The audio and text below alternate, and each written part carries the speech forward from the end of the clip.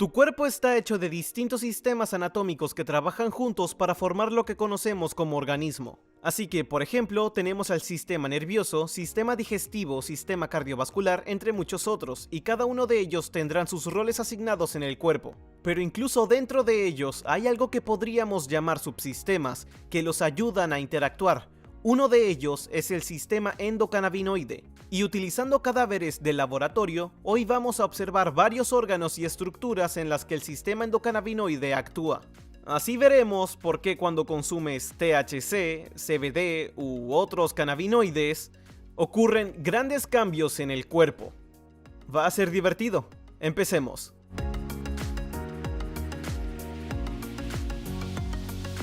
El sistema endocannabinoide está compuesto de receptores cannabinoides, así como de cannabinoides endógenos y las enzimas que los crean y descomponen.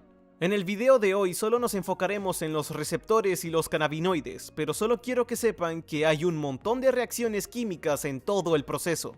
Bien, es hora de empezar hablando de los receptores cannabinoides y para entenderlos mejor, vamos a observar un cerebro humano. Ahora mismo están viendo uno. Están viendo el hemisferio derecho de un cerebro humano. Ahora, si le hiciéramos zoom y zoom y zoom y zoom en la superficie del cerebro, lo que vería sería millones o incluso billones de neuronas. Las neuronas son las células con las que se comunica tu cuerpo. Ahora, si hiciéramos zoom en la superficie de las neuronas, veríamos una gran variedad de receptores. Cuando hablamos de receptores, podemos imaginarnos algo así como una cerradura y una llave. Con esta analogía, el receptor sería la cerradura y lo que sea transmitido sería la llave. Y cuando eso ocurre, habrá una reacción en la célula. Ahora, con los receptores cannabinoides, lo que ocurre es que cuando los cannabinoides se unen, eso va a iniciar, o al menos modular, diría yo, la expulsión de lo que conocemos como neurotransmisores. Bien, seguramente ya han escuchado algo sobre los neurotransmisores. Son cosas como la dopamina, la serotonina y el glutamato. Bueno, cuando los cannabinoides se unen con estos, ellos van a modular qué tanto se generarán. Eso será un punto muy importante. Pero, hablando de receptores cannabinoides, nos enfocaremos en dos que son los principales que repasaremos. Hay muchos más, pero los más estudiados son el CB1 y el CB2. Esto quiere decir receptor canábico tipo 1 y receptor canábico tipo 2. Ahora, en el cerebro, ahí es donde vamos a encontrar la mayor cantidad de receptores CB1. Aunque también los encontramos en otras partes del cuerpo, pero la mayoría están aquí en el cerebro. Incluso en el cerebro vamos a encontrar distintas cantidades según dónde examinemos. Bien, esta región con muchos pliegues es lo que llamamos corteza cerebral. Encontraremos un montón de receptores CB1 en esta corteza. Pero si le doy la vuelta, cuando lo vemos por la mitad, esta región de aquí, sé que no se parece, pero esta zona es la que conocemos como el hipotálamo. Aquí es donde también vamos a encontrar un montón de receptores CB1. También encontraremos receptores CB1 aquí, en esta genial estructura llamada cerebelo. Pero aquí es donde quiero enfatizar que hay muchas intensidades, porque tu cerebelo no va a tener la misma capacidad de receptores CB que un roedor. Y esto es importante, ya que el cerebelo está involucrado en nuestras habilidades motoras.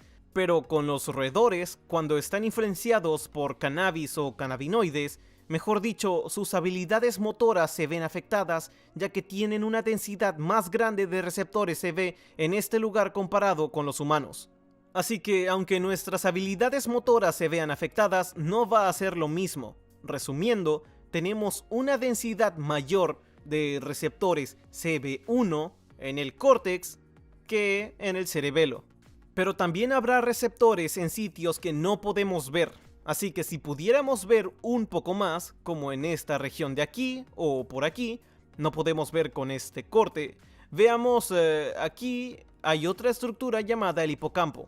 El hipocampo, como alguno de ustedes sabrá, está asociado con nuestra memoria, lo cual no debería sorprendernos especialmente cuando se habla de cannabis. También va a haber otras estructuras que van a estar distribuidas por todo el cerebro, que se les suele llamar ganglios basales. Bien, Estos ganglios basales cumplen muchas funciones, pero van a estar normalmente asociados con la toma de decisiones y también la memoria. Así que probablemente ya estén entendiendo algo de cómo el cannabis va afectando estas áreas. En realidad todo va al tipo de receptor y a la intensidad de ese receptor dentro del cerebro. No es secreto que la biología es algo complejo. De hecho, es una de las razones por las que elegí estudiarla para entenderla mejor. Realmente disfruto buscando los límites de nuestro conocimiento porque me recuerda que tantos misterios aún quedan en el universo. Los receptores cannabinoides tipo 2 o receptores CB2 van a estar encontrados en mayor cantidad en la periferia del cuerpo. De hecho, se solía pensar que solo había en la periferia del cuerpo y pensábamos que los receptores CB1 solo se encontraban en el cerebro. Pero ahora sabemos que los receptores CB2 también están en el cerebro y que el CB1 también está en otros lugares. Pero volviendo a lo de antes, es una cuestión de densidades. Bien, los receptores CB2 se encuentran principalmente en el tejido linfático y tejidos del sistema inmune. Lo encontramos en el vaso, por ejemplo. El vaso es en esencia un ganglio linfático que retiene sangre en la parte superior izquierda del abdomen. También encontrarás receptores CB2 en las amígdalas, que son, como ya dije, ganglios linfáticos en tu cavidad nasal y bucal que están ahí para filtrar agentes patógenos y toxinas de entrar a tu cuerpo. Pero también puedes encontrar receptores CB2 en el tejido de los órganos reproductivos. Vamos a encontrar receptores CB2 en los testículos y en el útero, por ejemplo. Pero el órgano, o mejor dicho, el lugar donde hay más, es en las mismas células inmunológicas, y se encuentran más que nada en una célula llamada linfocito B. Pero también los vamos a encontrar en los linfocitos T, monocitos y neutrófilos. Es importante entender el rol que estas células tienen en tu cuerpo porque ellas son las reguladoras de las inflamaciones. De hecho, cuando enlazamos un cannabinoide a un receptor CB2, eso ayuda a modular cuánta inflamación ocurre en el cuerpo. Y eso es algo muy genial. Con respecto a los cannabinoides que están comunicándose con los receptores cannabinoides, hay dos grandes grupos. Tenemos lo que llamamos exocannabinoides y los endocannabinoides. Bien, exo va a estar producido fuera del cuerpo y necesitas consumirlo para que haya un efecto. En cuanto a los endocannabinoides, esto los produce tu cuerpo. De hecho, los producen las células de las que hablamos antes. Por eso van a estar más relacionadas con tu día a día que los exocannabinoides. Bien, hay muchos tipos diferentes de endocannabinoides, pero nos vamos a enfocar en dos de ellos porque hasta ahora son los más estudiados.